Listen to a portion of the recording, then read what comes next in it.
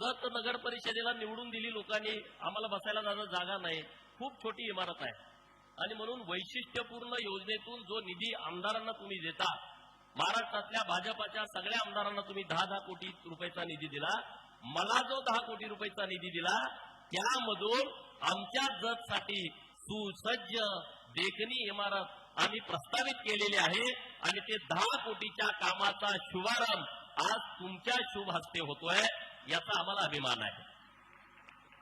नंतर नमो गार्डन तुम्ही दिलंय, नमो गार्डनचं पण भूमिपूजन आपल्या हस्ते झालेलं आहे.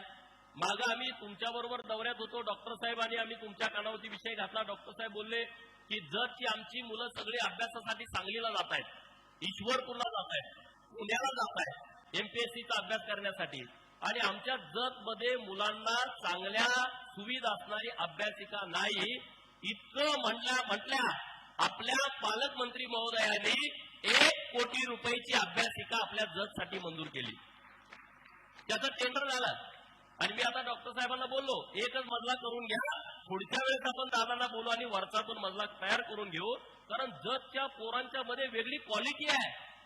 दादा तुम्ही जेव्हा आढावा घ्याल जिल्हा परिषदच्या शाळांचा, या जिल्हा परिषदच्या शाळांमध्ये जेवढ्या क्रीडा स्पर्धा होत आहेत त्यातली 40% बक्षिसं ही फक्त जतला आहेत, फक्त जतला. आणि आपली पोरं टाळ्या जोरात वाजव पोरांच्यासाठी, 40% बक्षीस ते आणतात. नवोदय महाविद्यालय पलूसला आहे केंद्र सरकारचं आणि त्यामध्ये 80 जागा आहेत, त्यात 20-21 मुलं फक्त आणि फक्त जतचीच असतात जिल्हा परिषदच्या शाळांची.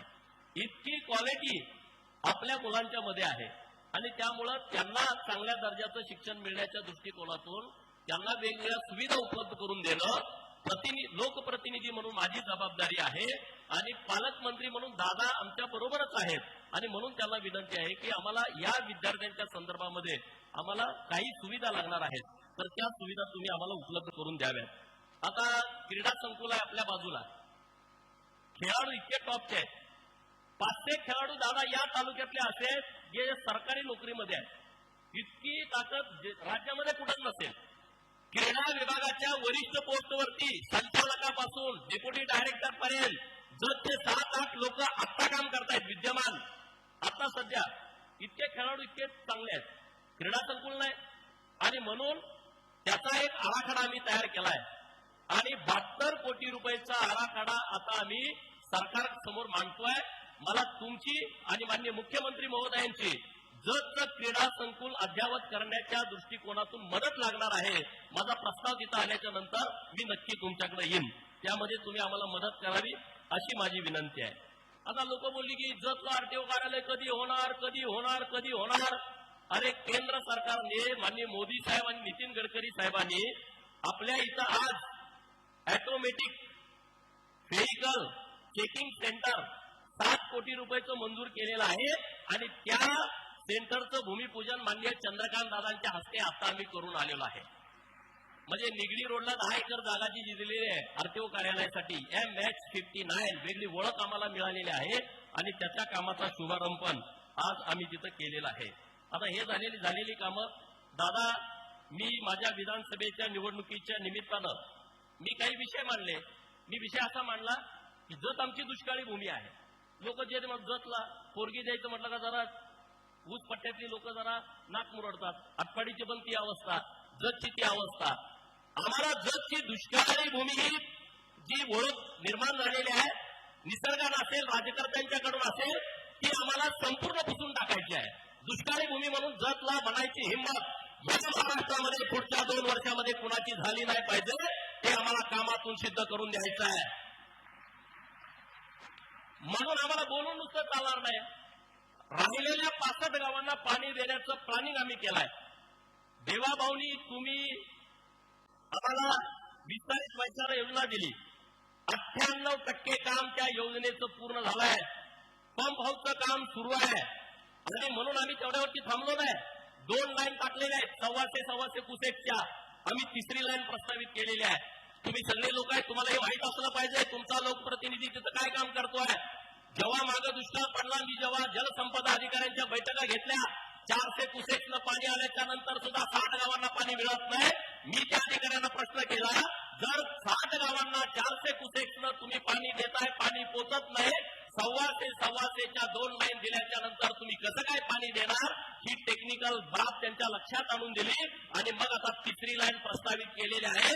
तिसऱ्या लाईनचा आम्ही पाठपुरावा करतोय आणि ती मंजूर करून घेणार आहे. आता 200 कोटी रुपये आणि 700 कोटी रुपये पीडीएलचं काम केल्याशिवाय आमची इकडे मुख्य लाईन तयार झाली, परंतु जर पीडीएलचं काम नाही झालं, सबलाईनचं काम नाही झालं, आम्ही लोकांना पाणी देऊ शकत नाही. आणि म्हणून माननीय मुख्यमंत्री महोदयांनी, माननीय राधाकृष्ण विखे पाटील साहेबांनी आपल्याला 919 कोटी रुपये नाबार्डमध्ये फक्त आणि फक्त जतच्या मैशाळ योजनेसाठी मंजूर केलेले आहेत. 919 कोटी रुपये. आता आम्ही त्यातून करून घेऊ का? मग हे कामी आम्ही मार्गी लावतोय. टेंडर आता प्रक्रिया सुरू होती आहे. आता 28 कोटी रुपयाचं टेंडर एक फायनल झालेलं आहे. 55 कोटी रुपयाचं जुन्या मैशाळ योजनेमध्ये नवीन लाईन टाकण्यासाठी टेंडर येत आहे. वेळ कमी आहे, पण मला सांगणं कर्तव्य आहे तुमचं की लोक आता इकडे सगळे मीडियामध्ये बोलतात की गोपीचंद पडळकर विकासाचं काय बोलत नाही. अरे तुमच्या जन्मात जेवढा विकास झाला नाही तेवढा विकास मी तुम्हाला या 5 वर्षात करून दाखवतो. जन्मात मी आता तुमच्याशी बोलतोय. जेवढे आमदार इथं झालेले आहेत त्यांची श्वेतपत्रिका काढा कामाची. आणि गोपीचंद पडळकर 1.5 वर्षाचा आमदार आहे. माझ्या कामाची श्वेतपत्रिका काढा की तुमच्यापेक्षा जास्त असेल, तुमच्यापेक्षा जास्त असेल. असं एक गाव नाही की ज्या गावात 2-2, 4-4, 5-5 कामं मी आमदार झाल्याच्या नंतर दिली नाही. एक मला सांगा तिथं नाही, माझं कान पकडा, मी तिथं तुम्हाला काम द्यायला तयार आहे. असं नाही. परवा चंद्रकांत दादांकडे गेलो, दादा म्हटलं तुमचं मला 200 किलोमीटरचं पत्र पाहिजे. दादानी लगेच त्यांच्या पडळकर साहेबांच्याकडे दिलं. कामं काय अशीच येत नसतात. माझ्या वाट्याचे 100 किलोमीटर आले. सदाभाऊ तुम्ही पत्र घेतलं, सदाभाऊला घेऊन गेलो रोजगार हमी मंत्री महोदयांच्याकडे. भाऊना म्हटलं रस्ता मिळतोय, पण एक अट आहे, 50 किलोमीटर तुमच्या मतदारसंघात द्यायचा, 50 किलोमीटर मला द्यायचा. सदाभाऊच्या पत्रावरती 50 किलोमीटर मंजूर करून आणलाय. अरे अशीच कामं येत नाहीत. आता 200 किलोमीटरचा रस्ता चंद्रकांत दादाच्या पत्रावरती माननीय भरतशेठ गोगावले साहेबांना दिलाय. म्हणलं आमचे पालकमंत्री आहे, त्यांचा कोटा आहे आणि तो मला जतला द्या. पुढच्या 15-20 दिवसामध्ये तेही 200 किलोमीटरचे रस्ते आपल्याला मंजूर होत आहेत.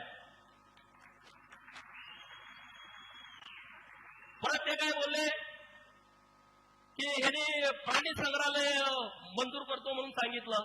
हे खोटंच बोलतायत, हे लबाडच बोलतायत.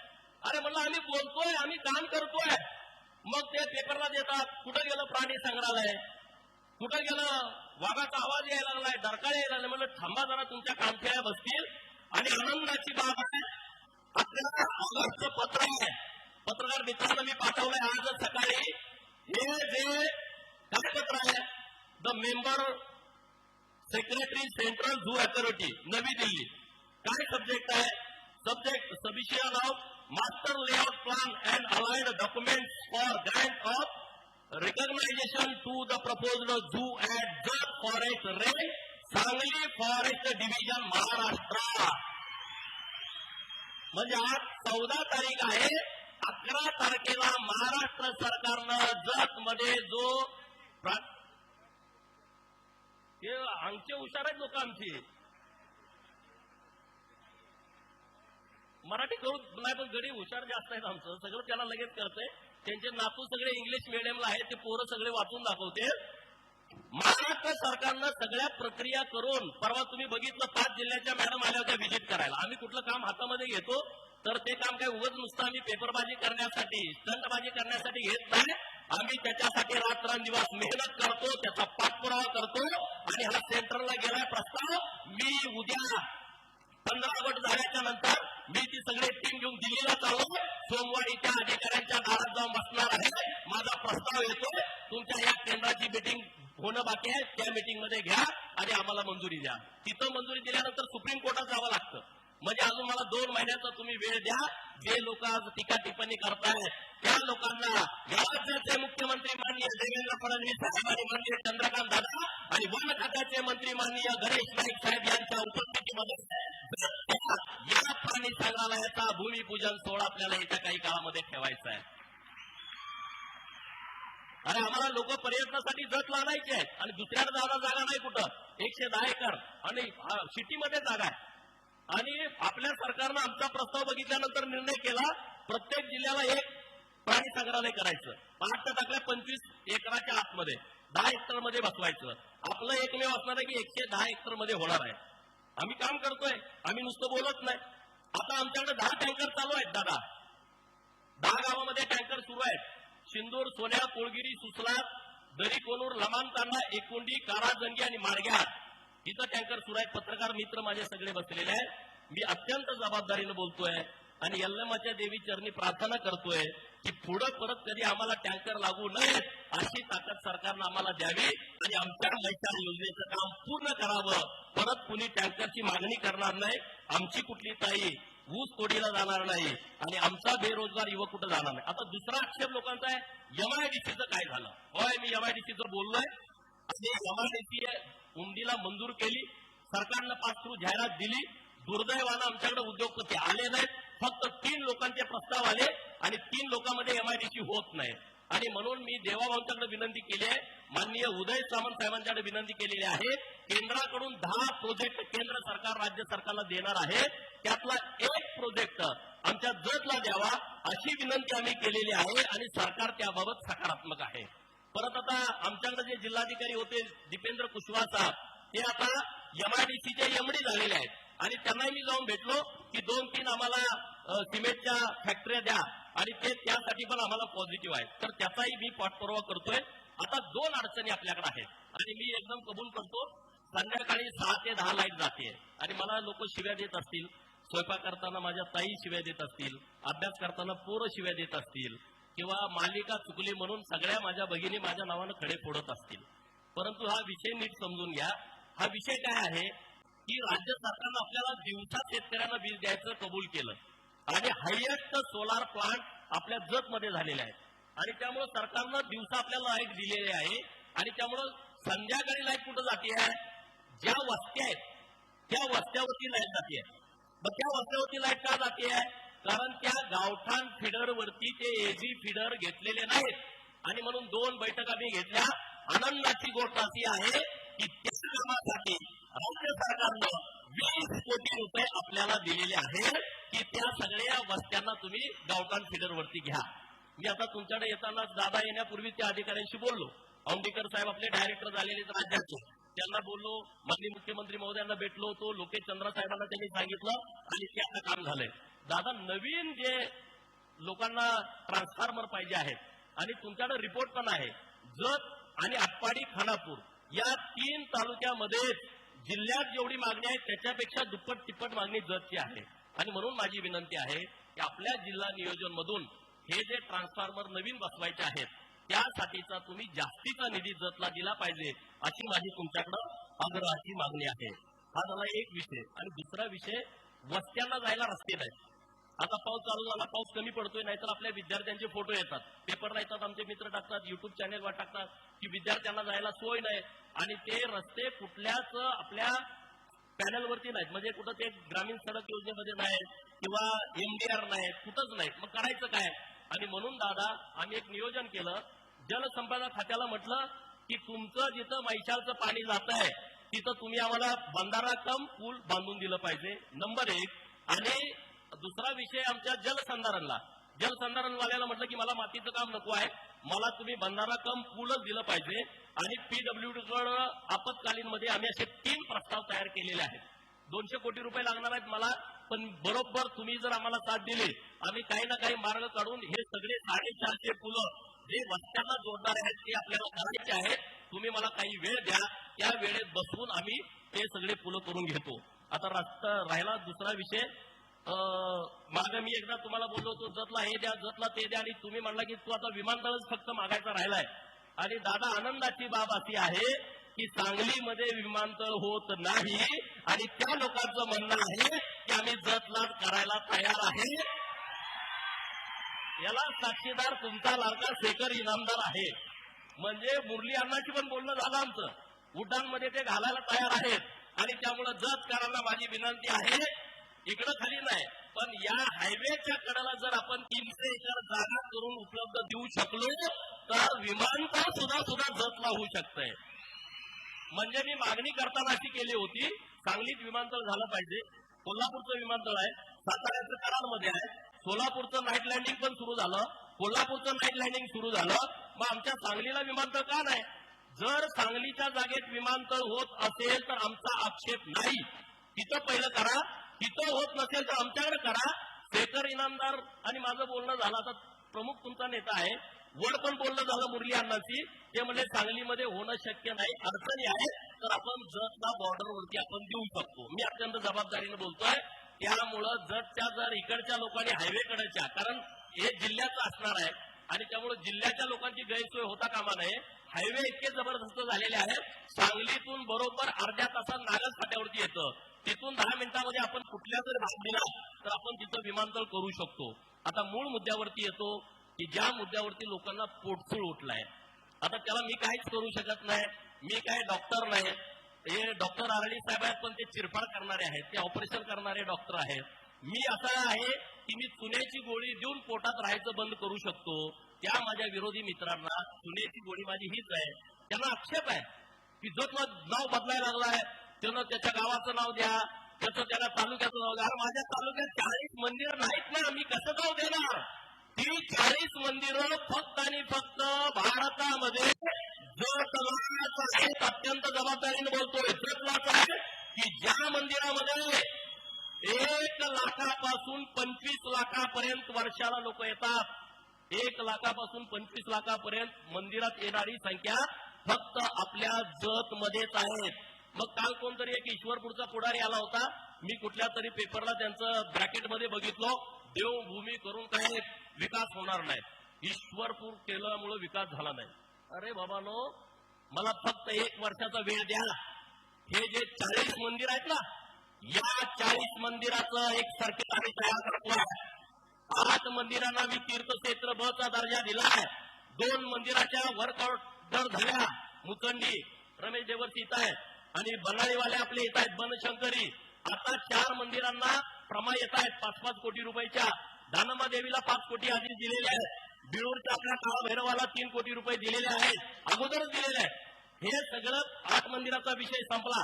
राहिली मंदिरं कुठली की फॉरेस्ट मध्ये आहेत. कुठलं मंदिर? अंबामाता मंदिर जत, वळसंगचं संघ तीर्थ, आमच्या कुलालवाडीचं खंडोबा उर्फ म्हातारबाचं मंदिर, मरगुबाईचं मंदिर मोठेवाडीचं आणि गिरगावच्या डोंगरावरचं लक्ष्मी मातेचं मंदिर. हे मंदिरं फॉरेस्ट मध्ये आहेत. सरकार तिथं 1 रुपया खर्च करू शकत नाही. कालच आम्ही प्रत्येक मंदिराचा 8-10 कोटीचा आराखडा तयार केलेला आहे. पुढच्या 8 दिवसामध्ये वन विभागाकडून त्या आराखड्याला मंजुरी मिळते. आम्ही तो पूर्ण परिसर डेव्हलप करून टाकतोय. मग आता राहिली मंदिरं किती बघा. राज्य सरकारकडे आम्ही जास्त लोड देत नाही, कारण जयाभाऊ म्हटले की एका आमदाराला एकच, चंद्रकांत दादाने आणि देवाभाऊनी सांगितलंय एका वर्षाला एकच तीर्थक्षेत्र ब द्यायचं. आपल्याला किती दिले? किती? 8 मंदिरं एका वर्षात दिले. मग जर प्रायोरिटीवर आहे की नाही? हे आमच्या विरोधी मित्रांना सांगा, अरे येड्यानो जरा लक्ष द्या, नुसतं आमच्यावरती टीका करत बसू नका. आम्ही काम करतोय. राहिलेल्या मंदिराचा प्रसादालय नावाची केंद्र सरकारची योजना आहे, त्याच्यासाठीचा वेगळा आराखडा करण्याचं काम सुरू आहे. दादा, मला पर्यटन मंत्री तुम्ही आणि सीएम साहेबांची मदत लागणार आहे. तुम्ही हा प्रस्ताव आम्हाला दिल्लीला पाठवून दिला. किमान 200-300 कोटी रुपये आमच्या मंदिराला मिळत आहेत. आमच्या पूर्ण मंदिरांचा विकास 5 वर्षाच्या आतमध्ये करायची ताकद ही सरकारमध्ये आहे आणि तुम्ही माझ्यावरती विश्वास ठेवा. देवभूमी नावाला तुमचा पाठिंबा आहे का विरोध आहे? सगळे हात वर करा. पत्रकार मित्र उठून जरा बघा, सगळे पाठिंबा द्यायला लागले. हात वर करा सगळे. देवभूमी जतला तुमचा पाठिंबा आहे का? ज्यांना ज्यांना हात आहे त्यांनी हात वर करून सांगा.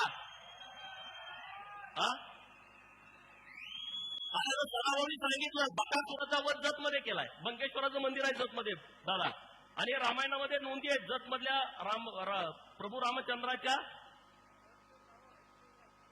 नाही, ते म्हणतात जतचं नाव बदल. जतचं नाव बदलत नाही, फक्त नावा पाठीमाग देवभूमी जत असं होणार आहे. आणि ही वेगळी ओळख आहे, देशात कुणाकडे ही ओळख नाही. आणि तो आता प्रस्ताव कॅबिनेटकडे येणार आहे. त्यामुळे काही चिंता करू नका. आपण जे विषय हातात घेतोय ते विषय आपण अत्यंत काळजीपूर्वक घेतोय. कुणाच्या विरोधात जाणं, कुणाच्या भावना दुखवणं आमचा विषय नाही. देव आणि राक्षस 2च गट आहेत. आपण देवाच्या गटातले आहोत. राक्षस गटातली जी लोक असतील त्यांना देवभूमी मान्य होणार नाही, त्याला माझ्याकडे पर्याय नाही. आता आनंदाची बाब ही आहे, जतमध्ये जेव्हा आम्ही फिरतो प्रचाराच्या निमित्तानं, तेव्हा आमच्या महिला म्हणायच्या पाणी आलं नाही. आता पाण्याची योजना अंतिम टप्प्यात आली आहे. तुम्हाला 24 तास स्वच्छ पाणी द्यायची व्यवस्था देवाभाऊंच्या चंद्रकांतदादांच्या नेतृत्वात आम्ही करतोय. विषय संपला.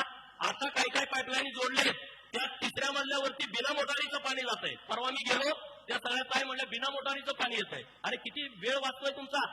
आता परत लोक म्हणली गोपीचंद पडळकरनं ब्ल्यूप्रिंट दाखवली, जतमध्ये बोलवलं. कुठं मागच्या महिन्यामध्ये सर्व नगरसेवक, नगराध्यक्ष साहेब, उपनगराध्यक्ष, शिवो आम्ही प्रत्येक पॉईंट वरती जाऊन आलो. जिथं ब्ल्यूप्रिंट मध्ये आम्ही तुम्हाला आश्वासन दिलं. आणि माझा तुम्हाला शब्द आहे, या नगर परिषदेच्या निवडणुकीला 1 वर्ष पूर्ण होण्या अगोदर ब्ल्यूप्रिंट मध्ये दाखवलेलं प्रत्येक काम मंजूर करून देणार आहे. प्रत्येक काम. 4 वर्ष तर आमची परस्पर आहे. प्रत्येक काम आम्ही मंजूर करून देतोय. त्या महिला म्हणल्या परवा गेल्यानंतर डास चौकीत आम्हाला डास. आता करणार काय. स्वच्छता कामगार एवढे आपले भारी आहेत, कधी जातात कधी जात नाही. त्यांची एकदम टीम आहे, त्यांचं मोठं युनियन आहे, ते एकदम सगळ्याला असं वेळेत करतात. आणि म्हणून बंदिस्त गटारीची आमची योजना राज्य सरकारकडे प्रस्तावित केली होती. कालच राज्य सरकारनं जागतिक बँकेची जी यादी केलेली आहे त्यामध्ये जतचे 250 कोटी रुपये भुयार गटार योजनेचा समावेश केलेला आहे. जतच्या भुयार गटार. मग आता कामच राहत नाही दादा. आमच्याकडे सगळी कामं मार्गी लागलेली आहेत. आता तुम्ही फक्त जिल्हा नियोजन मधून आम्हाला जरा जास्तीचा निधी द्या, कारण जिल्हा परिषदच्या शाळा आहेत, त्या शाळांना इमारती नाहीत. नंबर 1, अंगणवाडीच्या शाळा आहेत. या अंगणवाडीच्या शाळांची यादी दादा, त्यामध्ये काही अंगणवाडीला शाळाच नाहीत. ते कुणातरी घरात बसतायत, कुणातरी वरांड्यामध्ये बसतायत, कुठंतरी मंदिरामध्ये बसतायत, कुठंतरी झाडाखाली बसतायत. तर मला अंगणवाडीच्या शाळा तेवढ्या द्या.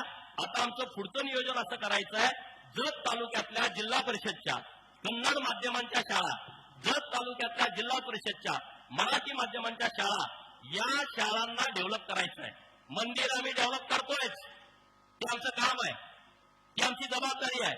त्यासोबत चांगल्या दर्जाचं शिक्षण जत तालुक्यातल्या गरिबांच्या पोराला मिळालं पाहिजे.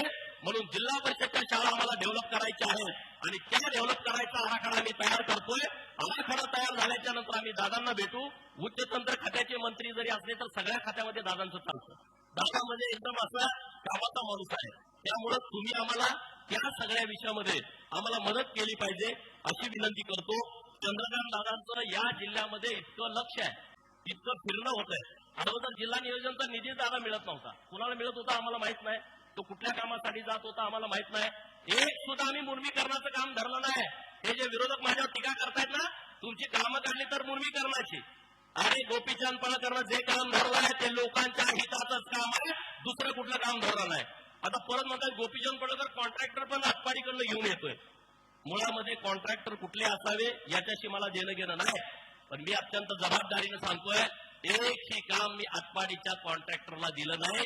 जर दिलं असलं तर त्यांनी माझ्या समोर येऊन दाखवावं. मी म्हणेल ते ऐकायला तयार आहे. कोण कामं करतात आम्हाला माहित पण नाही. आमचे सगळे जत तालुक्याची सगळी पोरं तुम्ही बोलवा माझ्या समोर, माझ्या ओळखीची पण ती पोरं नाही, पण सगळे जत तालुक्याची करतायत. अन्य कोण करत असतील. कॉन्ट्रॅक्टरसाठी मला लोकांनी आमदार केलेला नाही, मला लोकांनी जनतेसाठी आमदार केलाय. मी जनतेला बांधील आहे, मी कॉन्ट्रॅक्टरला बांधील नाही. त्यामुळे कुणी इथं येऊन सांगते. आता सकाळी आम्ही ईश्वरपूरला गेलतो. ईश्वरपूरला तो गडी येऊन इथं गप्पा मारतोय, जोतचं असं करायचं, जोतचं तसं करायचंय. सकाळी सदाभाऊ दादांना पण विनंती करत होते की बसेसचं उद्घाटन करा. अहो तिथलं बस स्टँड आणि जतचं बस स्टँड मध्ये काही फरक नाही, काहीच फरक नाही. त्याचा मी मागच्या महिन्यामध्ये आपलं बस स्टँड बांधायचं आहे. अरे ती जमीन सोलनकर चौकातली वादामध्ये पडली होती. सीओ साहेबांना विचारा, एसटीच्या अधिकाऱ्यांना विचारा. 3 बैठका त्यांच्या बरोबर केल्या आणि 1 रुपया खर्च न करता, कारण जमीन जेव्हा हस्तांतरित करायची तेव्हा 3 कोटी रुपयाचं त्यांनी यांना दिलं. स्टॅम्प ड्युटी भरायला पाहिजे. 3 कोटी भरणार कुठलं.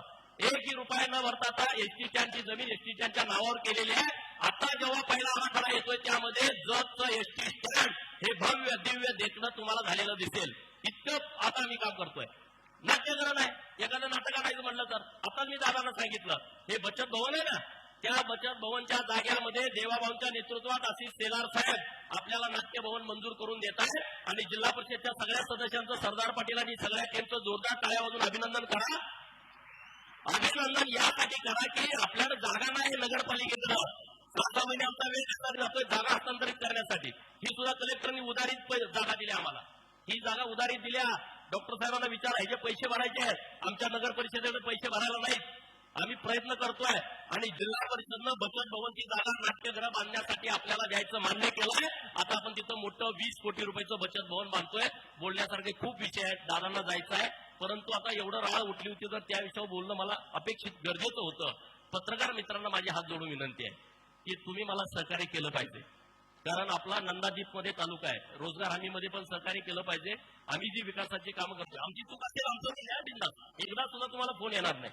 काय विरोधक माझ्यावरती टीका करतात ते सगळं छापा, मला त्याचं काहीच वाटत नाही. मी टेन्शन न घेणारा माणूस आहे, परंतु माझ्या सकारात्मक कामामध्ये तुम्हा सगळ्यांची साथ मला पाहिजे. तुम्ही सोबत असल्याशिवाय जगचा सर्वांगीण विकास होऊ शकत नाही. त्यासाठी माझ्या पत्रकार मित्रांनी माझ्या सोबत यावं. जत तालुक्यातल्या लोकांना अभिमान वाटेल असंच मी काम करेन. कुठे नाही घ्या तुम्ही. आता जत लोक सांगली जिल्हा परिषद मध्ये जाता, कलेक्टर ऑफिसला जाता, अगोदरचा आणि आताचा काय फरक वाटतो की नाही? वाटतो की नाही? अरे तुमचं कामच कोणी थांबवू शकत नाही. सरकार आपलं असल्यामुळं आपल्या पाठीमागे ताकद आहे. असंच काम आपल्याला करायचं आहे. चंद्रकांत दादांना आपण मनापासून जोरदार शुभेच्छा देऊया की त्यांच्या नेतृत्वामध्ये सांगली जिल्ह्यातल्या त्या भागामध्ये काम होणं अपेक्षित होतं, त्या भागात ते ताकदीनं काम करतायत. अरे उमदीला त्यांनी पोलीस स्टेशनला इमारत दिली 2 कोटी रुपयाची, नुसतं आम्ही विनंती केली. आता आपल्याला डीवायएसपीचं राहायचं ठिकाण देत आहेत, पीआय साठीचा बंगला देत आहेत, प्रांत साहेबांसाठी बंगला देत आहेत, तहसीलदारांचा बंगला आता दुरुस्त करून तुम्ही जिल्हा नियोजन मधूनच दिलेला आहे. एवढी कामं दिलेली आहेत. आता एक आम्हाला रेस्ट हाऊस नाही दादा, इथं लोक खूप येतात देवाच्या निमित्तानं, आणि एका बेडचं रेस्ट हाऊस आहे, खूप छोटा आहे. परत तुम्हाला कधी बसवता आलं तर नक्की तुम्ही आम्हाला बसवून द्यावं, एवढंच त्या निमित्तानं बोलतो आणि तुमचं जत तालुक्यामध्ये हार्दिक हार्दिक स्वागत करतो आणि थांबतो.